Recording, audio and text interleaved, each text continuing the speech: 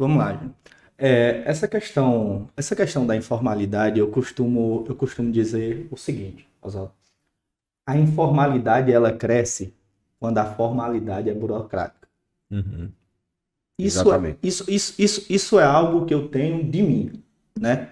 Que se algo cresce de forma informal, é porque a formalidade ela é burocrática. Então, o que é que eu penso sobre isso? Ao analisar, até tive conversando antes de se iniciar o podcast com o Júnior, é o seguinte: as pesquisas demonstram, por exemplo, que no ano de 2021, que no Piauí, só 15% dos trabalhos eram formalizados. É um número gigantesco. É um número gigantesco. Mas por quê? Por que essa crescente?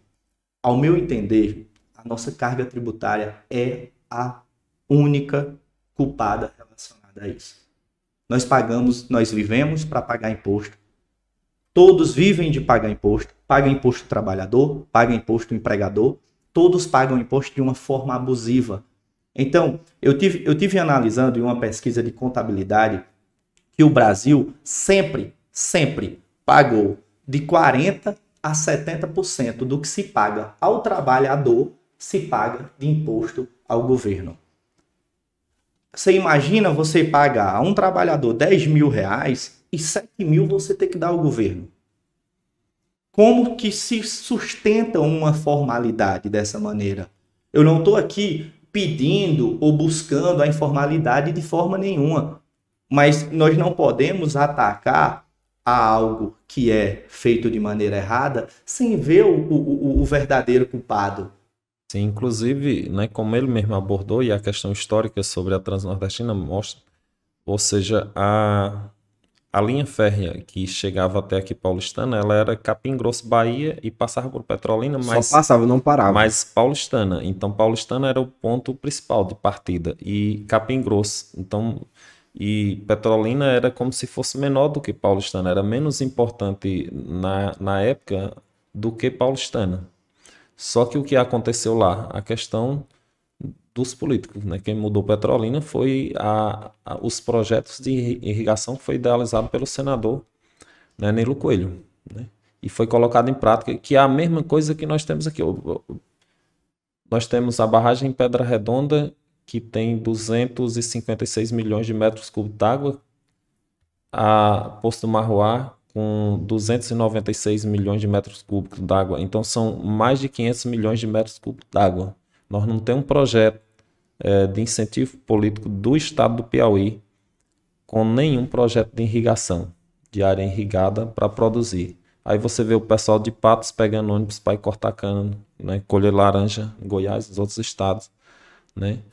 A Pedra Redonda, pelo menos as pessoas ribeirinhas que estão no Rio Canindé estão aproveitando, né? Mas incentivo público, como no Pernambuco, que fez Petrolina virar a potência que fez, infelizmente nós não tem, né? Oswaldo, a gente vê até mais próximo, né? Olhar as pessoas aqui do Barro Vermelho, dessa região, que vão para as safras de manga aqui em Isso, Petrolina, né? exatamente. É um contexto onde a riqueza que nós temos aqui na nossa região. E até adentrando um pouco a esse assunto que vocês estavam abordando, juntamente com um comentário do nosso amigo Charles, né? A gente pode trazer o quê?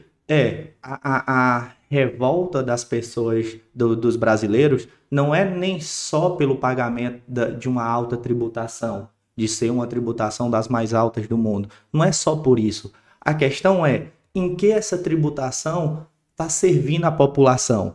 Em que essa tributação está servindo como políticas públicas. Esse assunto que vocês acabaram de abordar é de um interesse gigante, porque eu vejo o meu pai, ele fala para mim, eu não vivenciei nessa época, mas onde teve uma época que Jaicós tinha a maior feira de toda a região. Sim, sim. E parece-se que Picos, por um planejamento maior, tornou-se a cidade maior da nossa região. Então, o que nós vemos é justamente isso, uma falta de planejamento, uma falta de políticas públicas e, acima de tudo, o quê? Que os nossos governantes, as pessoas que estão responsáveis por gerir a nossa cidade, elas não se preocupam quanto a isso. Aí a gente traz até para o aspecto do trabalhador.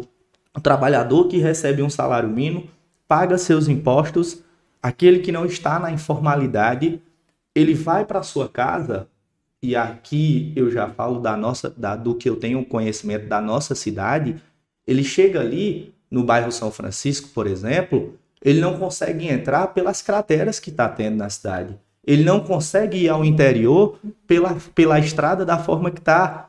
Então, como é que o cara vai sair do seu interior para vir vender seus animais sujeito ao seu carro quebrar, sujeito a todos esses aspectos que a gente analisa por fora?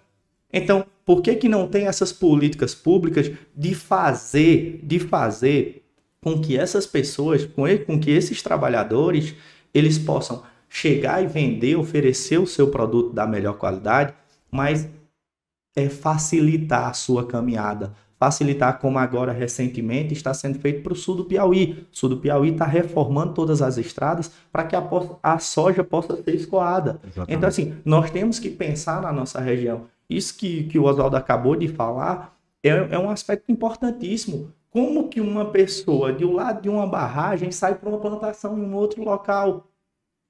Por quê? O porquê? O que é que está? Algo está errado.